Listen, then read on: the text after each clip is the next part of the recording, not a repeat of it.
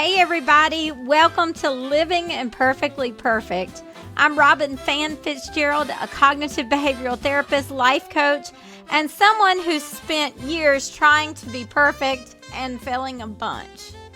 Through biblical truths and practical tools, I've helped men and women break free from anxiety, depression, and unfulfilled dreams and start walking in their abundant life.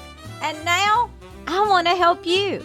So slip on your fuzzy socks, pour yourself a cup of coffee, and take a deep breath. You're in a safe space where grace wins, truth heals, and it's more than okay to live imperfectly perfect. Hey everybody, and welcome to today's episode of Living Imperfectly Perfect. As always, I am so excited about today's episode. Today, we're going to get down to the nitty gritty and talk about what you need to succeed, what you need to move forward, and what you need to change your life. You know, so many of us are stuck. I had been there, y'all. I was stuck for years. I was stuck even as an adult in depression, in anxiety, and I felt like I could not get out. It was like being stuck in a bag or stuck in a hole or stuck in a jail. All those things. I'm not sure if they're good analogies, but I was so stuck and I wanted to be out so bad. And I prayed to be out of the situation so much, but it felt like I couldn't get out. So today we're talking about what you need if you feel stuck. Whether it's maybe you're stuck in your occupation that you hate, or maybe you're stuck in depression, or maybe you're stuck in anxiety. What do you need to get unstuck? That's what we're talking about today. And I'm so excited about this because this is pretty simple, y'all. But until you realize it, it may not be that simple. So today we're going to talk about it. You know, a lot of us get stuck based on our past. This is kind of a psychological thing, something I talk about a lot when I counsel or life coach. But our reality, our present day reality, most of that reality is based in our past. So let me give you an example because you may not believe me, but let's say you grew up and you were picked on when you were growing up. Every day you went to school, and people were unkind to you at school. Maybe they made fun of your dress or shoes, or my mama was redhead. She was kind of traumatized by the fact that she had red hair because she said people picked on her. So maybe you had red hair. I think they're afraid to pick on me because my mom was a teacher. And so I think they're afraid to pick on my red hair. But whatever it might be, you would pick it on. And then you become an adult. Let's say you're the most beautiful person in the world. Let's just say that happened. But still, I've seen it so much, and I've done it in my own life. You hold on to those early messages that you received about your worth, about who you are, about your abilities. And you live either life might look completely different. You live as if you're still that young, wounded person. You carry the little one from your past into your present day reality. You live like you're in the past, even though it's a different situation. And an easier example to understand. When my son had his 21st birthday party, he had and we invited all his friends. And I had this tiny little Yorkie. She was teeny tiny, the sweetest dog you will ever meet. She would get into a submissive position whenever anybody came out. She never fussed, she never barked. She was just a kind, sweet little dog. My son's friends came over. And that whenever my dog saying was whenever Anna came around, I cried for her. And I was like, this totally doesn't make sense. Here's Anna. a submissive position, kind of putting her head down. And he is kind of very much avoiding her. So I pulled him to the side and I was like, why are you doing that? And he said, well, when I was young, a dog growled at me and lunged at me. And ever since, I've been afraid of dogs. So his reality was dogs are bad. What my reality is, we had a poodle named Sissy, and she was sweet and she was kind. And ours, that dogs are sweet, kind, and they won't hurt you. That was my reality. So each of us live in a different reality based on our past. The past shapes the present. This is my crazy story, y'all, and it is a completely true story. When I was young, my mom and dad told me a true story about how there was a neighbor close to where I grew up. This is way before me. They were dating. And the little girl was playing with matches and she set herself on fire. And my parents had to take her in my daddy's car. Again, mom and daddy were young, just dating. Take her in the car and rush her to the hospital. And she ended up dying she burned herself to death. And that was back in the, 40s or 50s, probably 50s. And they didn't get her there in time, and she died. And my parents would tell me about the smell of the flesh and how they couldn't get that out of the car. Not saying it negatively. They were just presenting the story to me, retelling me the story. And so from that time on, and I was very young when they told me that story, I would not get near fire. I would not play with matches. I would not strike a match. I could not strike a match, y'all. True story. Until I was married. And Sean had to hold my hand and it helped me strike a match. Now, to tell you, I can strike matches now. Of course, I get the big ones. But I was terrified of striking a match. Why? Because my reality was flames, fire, matches are dangerous. Now, that's probably not your reality. That's just an example of how our past affects our present and even our future. And so many of us, as we grew up, were given negative messages about who we are. And as a result of that, we held on to those messages, we believed those messages, and we're still walking out those messages, y'all. This happened in my life. I was a preacher's kid. I'm a preacher's wife now. And so I'm a preacher's kid. And I was talked about all the time. I could not do anything right. I just couldn't. As much as I tried, I always failed. And I was talked about all the time. So I grew up believing I had no worth. I was no good. And I would do anything I could. Compliment people. I would do everything. I wasn't being insincere with those compliments. But I wanted people to like me so much. And I still do. I care whether people like me or not. But I tried so hard and I just kept feeling it. The message to myself was, you're not worth anything. And I lived so long feeling that I really was not worth anything until I learned some important principles that we're going to talk about a little bit later. But the truth is, I was living in the past, in that reality. And I'm willing to bet that most of us are living in the past reality. So many times we want to change, we want to move forward, we want to leave anxiety or depression, we want to get out of being stuck, but we're being held by our past. And part of the time we don't even know it. You guys know that like 95% of our thoughts and our actions come from, or at least 95% of what we do comes as a result of our subconscious. And we do not even know what's kind of playing there in our subconscious.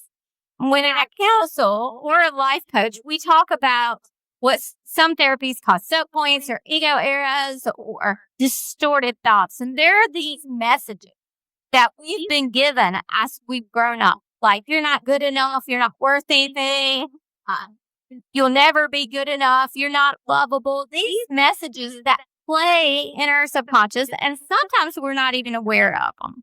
And as a result, they keep us stuck. and they hold us back, and they keep us from experiencing our very best life.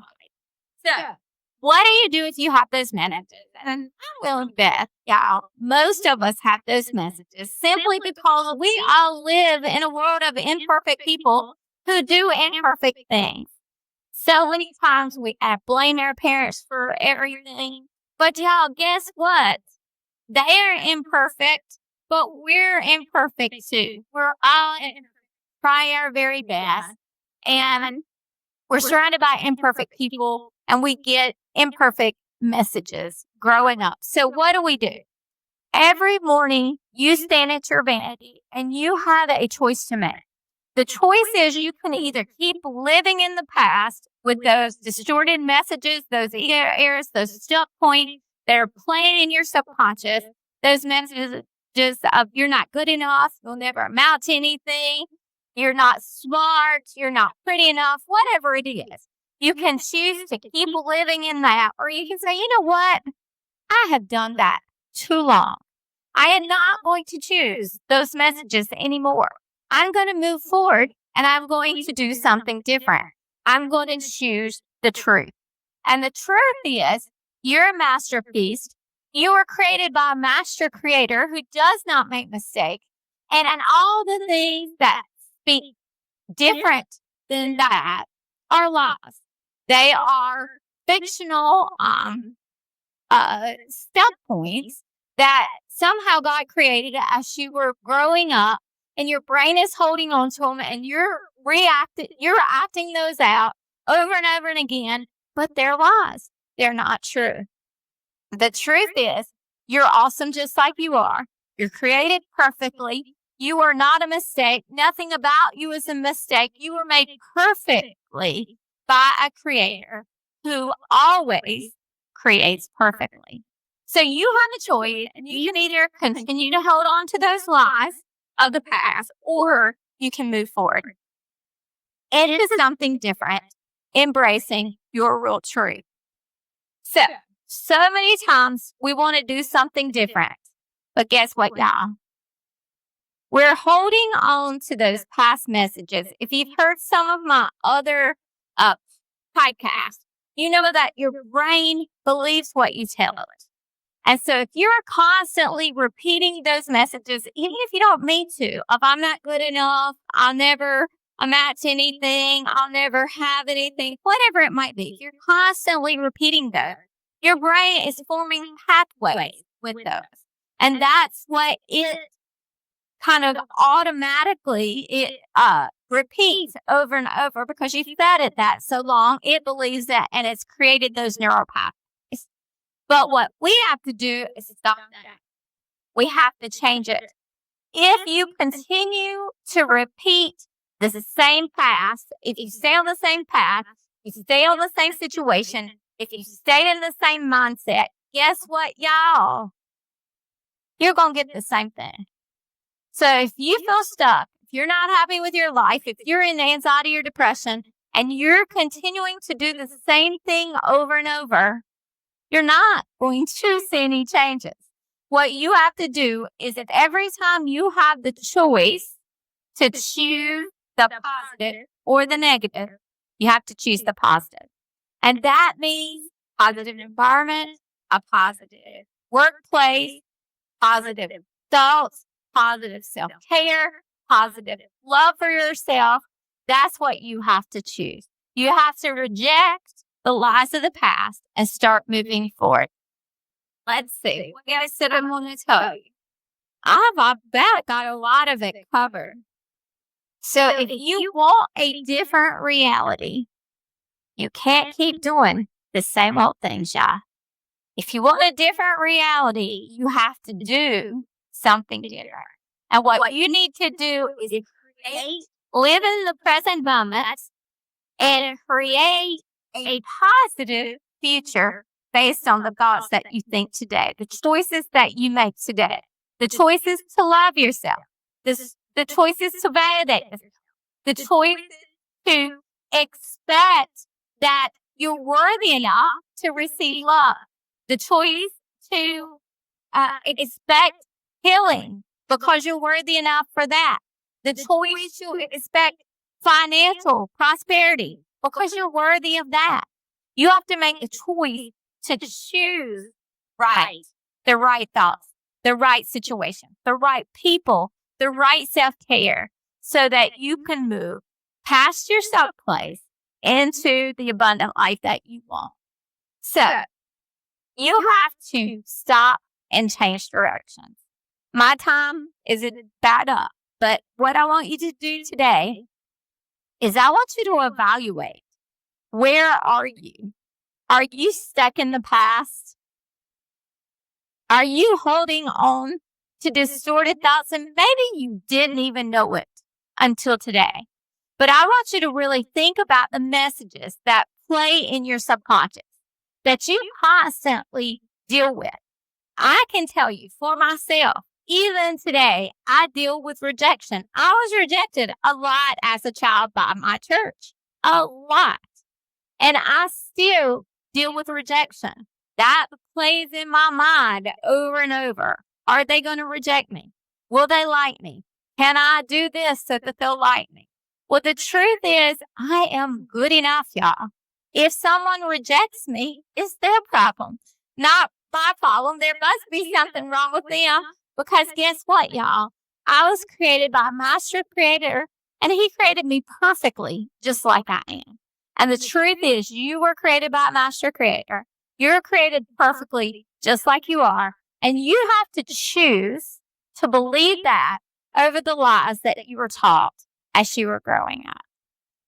That's the end of our podcast for today. Time for me to stop.